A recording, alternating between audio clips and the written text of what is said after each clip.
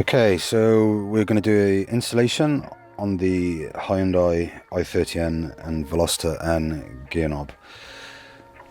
We need to take the Forge Motorsport adapter, screw the knob onto the top,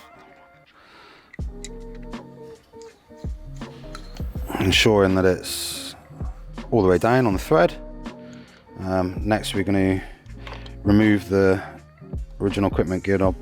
So with a sharp pull or tug, it comes away. And we've got it inside of there. There's a spring. Make sure it doesn't pop out. Lose it in the footwell. Reinsert that into position, and then simply take the Forge gear knob,